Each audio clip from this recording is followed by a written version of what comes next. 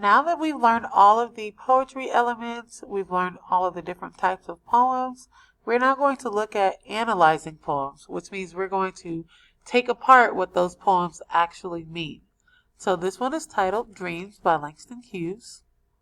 Hold fast to dreams, for if dreams die, life is a broken-winged bird that cannot fly.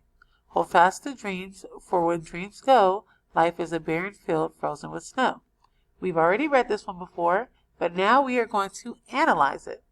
So what is the theme of this poem? What does the author want us to learn? He wants us to learn to never give up on our dreams. You remember that one? Let's find the imagery in this poem.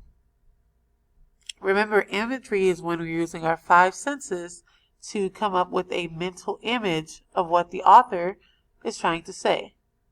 I'm going to give you 3 minutes to find and type that imagery right here under number 6.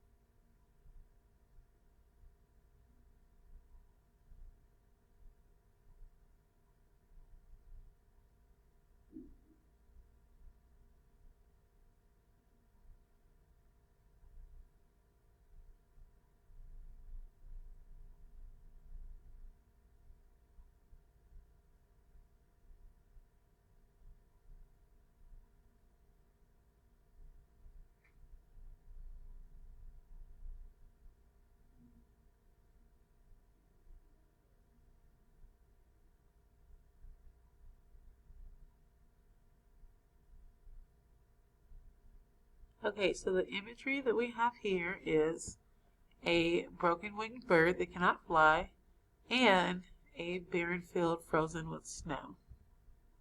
Do you agree with Langston Hughes? So going back to the theme of what you learned, the theme could be to never give up on your dreams or to always have dreams. Do you agree with that? Why or why not?